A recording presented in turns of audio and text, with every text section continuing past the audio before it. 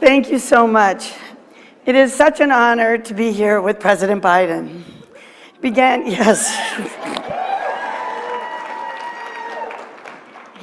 his public service career in county government on the Newcastle County, Delaware Council. So he's one of us, and we know this, and we love him for that because he truly understands county government. Back home in Minnesota, we see every day why it matters to have a president who is local. The historic legislation he has signed delivers billions of dollars affecting millions of people around the country. But he still thinks about that local intersection in our hometown that's dangerous and needs repair.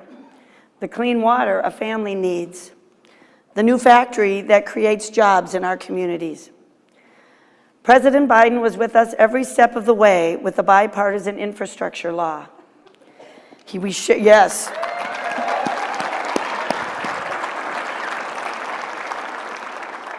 We share his goal to connect every single American to reliable, affordable, high-speed internet. Yes. The president is also deeply committed to working with us to address the nation's mental and behavioral health crisis. Thank you so much, President Biden. He went to bat for us in securing historic direct investments in counties from the American Rescue Plan and earlier relief packages. My home county, Ramsey County, partnered with the city of St. Paul in Minnesota to leverage American Rescue Plan resources to invest in housing affordability. This has resulted in nearly 1,300 households successfully replaced from homelessness into stable housing environment. This work is truly transformative.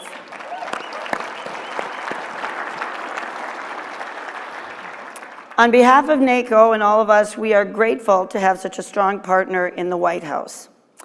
It is my honor of a lifetime and a moment that I will always remember that I get to introduce our friend, the 46th President of the United States, Joe Biden.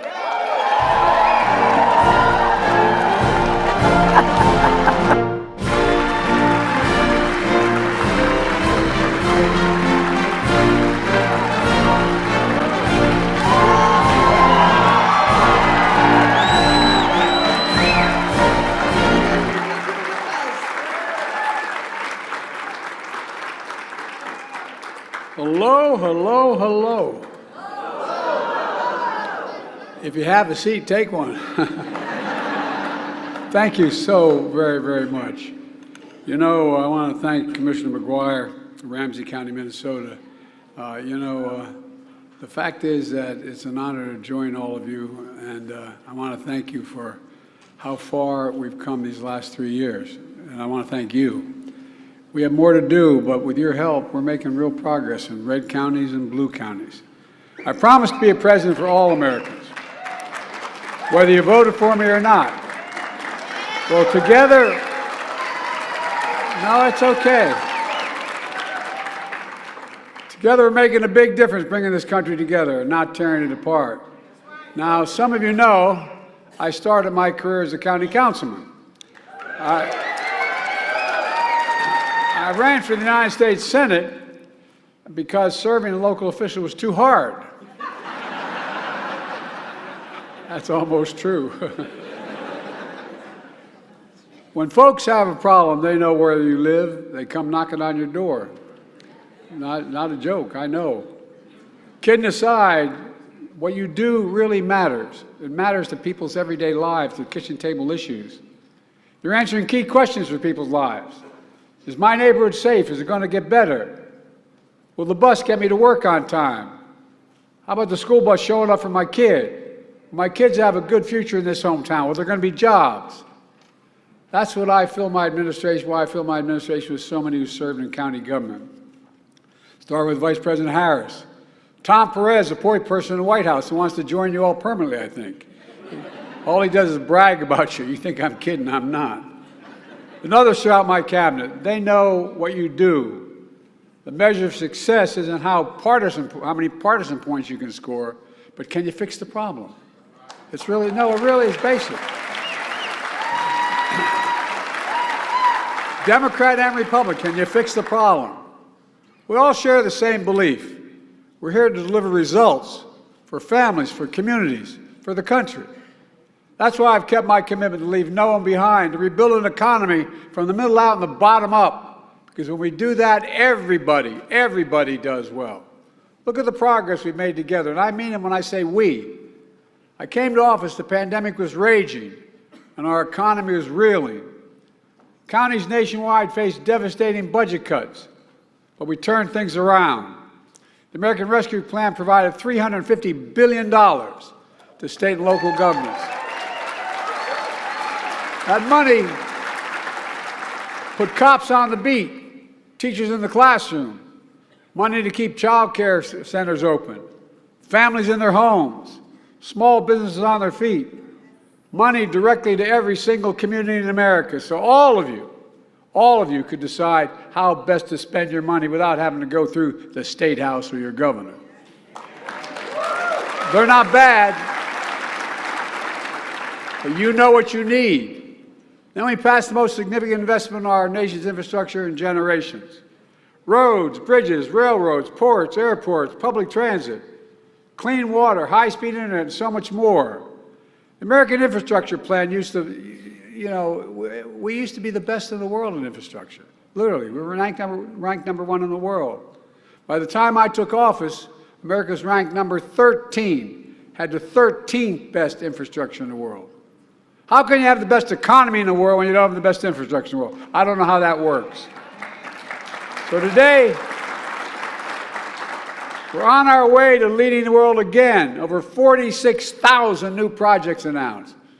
With jobs now, jobs for the next decade, in your counties, in your communities. You know, just like FDR passed the Rural Electrification Act to deliver electricity to nearly every home and farm in America, we're building affordable, high-speed internet for everyone in America. Because the internet is just as essential today as electricity was then.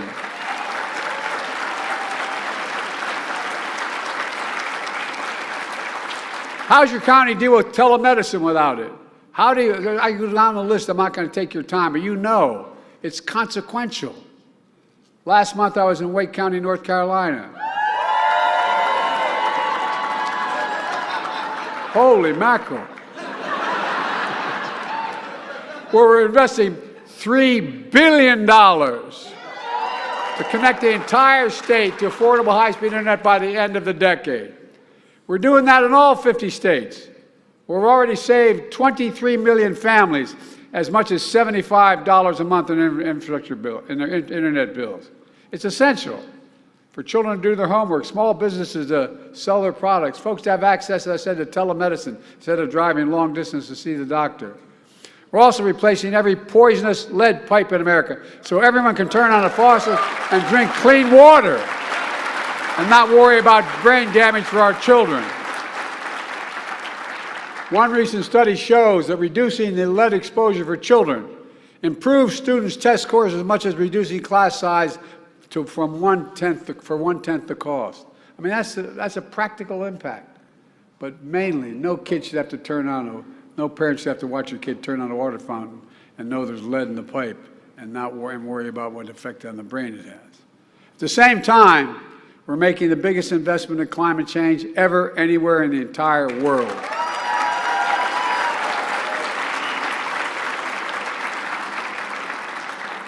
I'm with many of you after devastating floods, tornadoes, wildfires, and hurricanes. We're going to keep working together to respond, to rebuild, and boost resilience to extreme weather.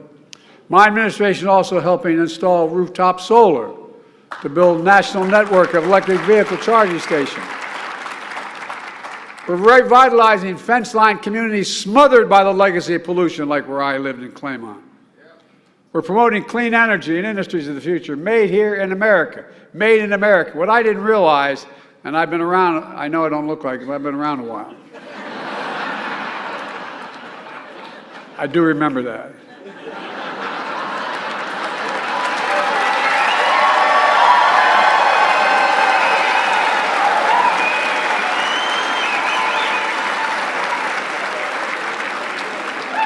But you know, there's so much we're getting done. I signed the CHIPS and Science. Okay. I signed the Chips and Science Act, which attracted $640 billion in private companies' investments that are building factories, creating jobs in America again. And there's an example. America invented the semiconductor. I may have said it last time I spoke, that little tiny computer chip about the size of the tip of my little finger. Everything from smartphones, dishwashers, automobiles, nuclear weapons, everything. All these things. Over time, we went from producing nearly 40% of the world's chips to less than about 10%. Now semiconductor companies are moving back to America to produce. Back to your counties. So folks never have to leave their hometowns to get a good job. They can raise a family. And by the way, you know, they're building these, what they call fabs. They're factories. You know what how much those factories pay? They pay about $110 a year, $110,000 a year. And guess what? You don't need a college degree to have that job. And all these companies tell me they're coming back because we have the best workers in the world. When I got on a plane and went to South Korea, they said, what the heck are you doing, Joe? I said, I'm going to try to convince them to invest here. Why? Remember we had those supply chain issues? We couldn't get these chips? Well, guess what? Samsung came and met with the president of South Korea. And all of a sudden, I asked the leader of the company, I said, why would you invest in America? He said, you have the best workers in the world, number one. And he also said, it's the safest place in the world I can make my investment. Given half a chance, think about this in practical terms. Given half a chance, American workers have never, ever, ever, ever let this country down, ever, when they've given a chance. Never.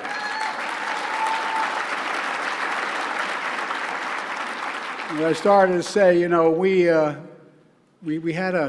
I didn't realize that there was a provision in the law back in the late 30s having to do with whether or not unions can organize and what limits they had and all the rest. But there was a provision also in that law.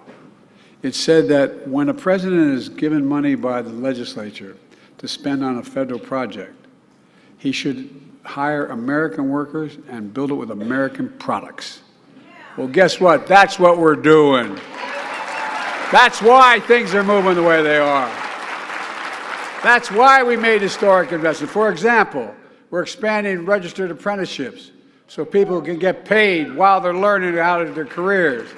For example, when I took office, only 2 states had registered apprenticeships for teachers.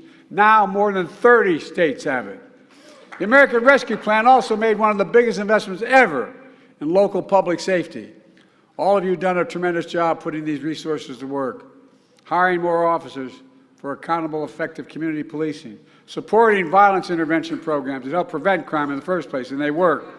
Folks don't always hear about it. The fact is we're making tremendous progress. Violent crime rates are falling all across the nation, down nearly in every major category. Record declines in homicides. We also are investing billions in improving mental health services, which I know is another major priority. You know, after the fellow who's running again, well,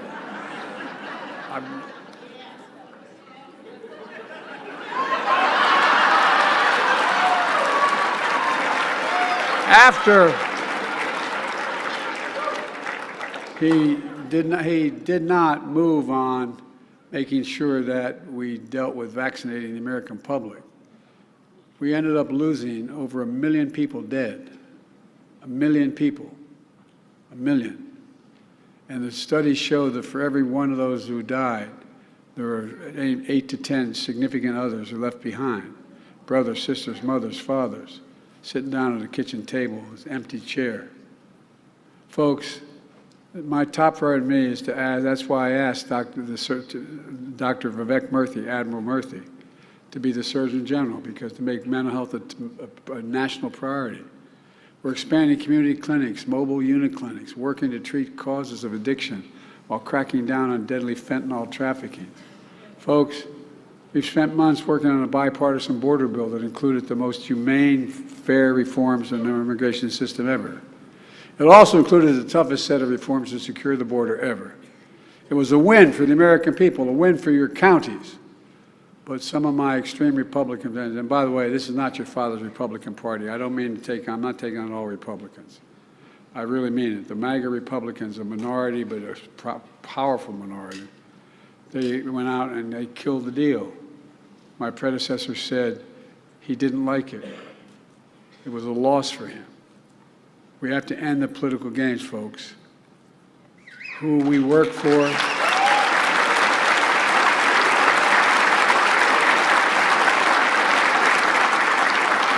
We work for the American people. And I'm going to continue making the case to them, the American people. Folks, and all my Investing in America agenda has ignited a manufacturing boom, clean energy boom, a jobs boom. We're investing in all America, urban, suburban, rural, tribal communities. And it's clear we have the strongest economy in the world, nearly 15 million new jobs since I came to office. The longest stretch of unemployment under 4% in 50 years. Growth is strong, wages are rising, inflation is down. In fact, the costs have fallen from everything from a gallon of gas to a gallon of milk. We know prices are still too high because of what I call greedflation and shrinkflation. I'm calling on corporations to pass their savings on to consumers, for God's sake. We're making real progress. The recent Washington Post headline summed it up. Quote, this is the headline of the Post: falling inflation and rising growth give the U.S. the world's best recovery, the world's best recovery. It's because you implemented what we did. You made it work. And folks are starting to feel it. You got a way to go yet. Consumer sentiment surged 29% in the last 2 months, the biggest jump in 30 years.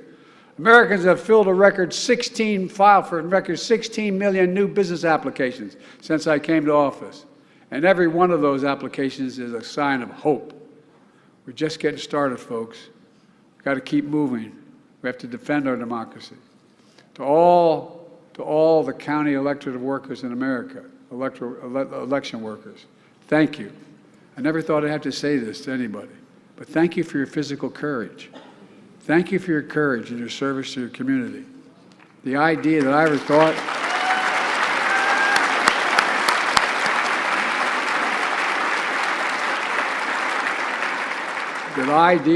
thought I'd be standing for over 1,000 county officials and having to thank somebody for being an election worker because they're putting their life at risk. Something's wrong, folks. We got to change this. We got to change the attitude in this country. Let me close with this. These past few years, I've talked to folks all across America, in their communities, at their kitchen tables. They often tell me how back in 2020 they were down. They'd lost their business. They'd lost faith. And then the laws we passed and the work you did to make them work began to bring them back on their feet, creating new jobs, new businesses, a new cycle of hope. That's why when we see folks, when you see shovels in the ground, people going to work, I hope you feel the pride in what you've done. Pride in your hometowns and making a comeback. Pride in America.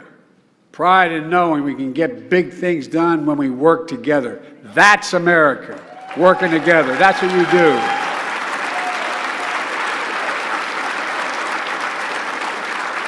And that's why I've never been more optimistic about our nation's future. We just have to remember who in God's name we are. We're the United States of America. There is nothing beyond our capacity when we work together. So God bless you all. May God protect you. But let's keep going. We got more to do. Thank you, thank you, thank you.